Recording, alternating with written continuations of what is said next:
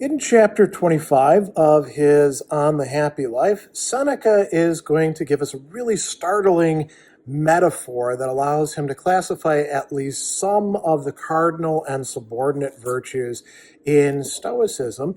And this is talking about uphill and downhill virtues. So he's going to say that some virtues require a kind of goading, a stimulus, and some a reining in, frenis.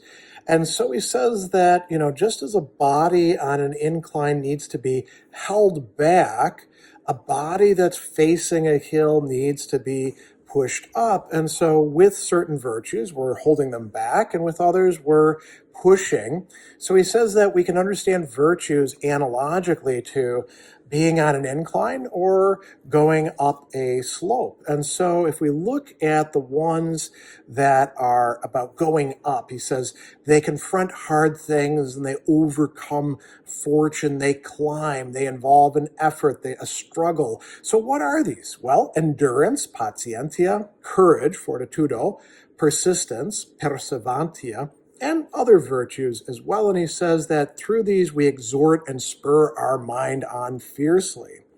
Other virtues have a downhill ride in front of them that we're trying to hold back from.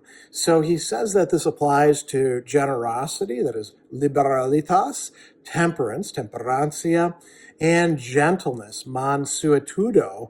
All of these, he says, restrain our mind from sliding forward.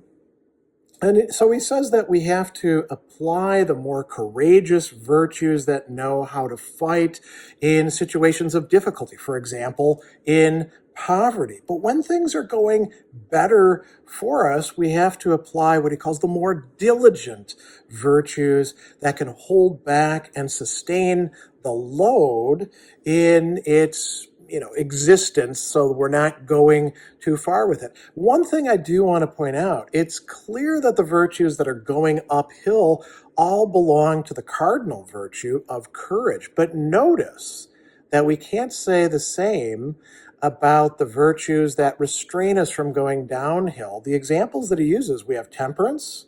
In talking about generosity, that's a matter of virtue.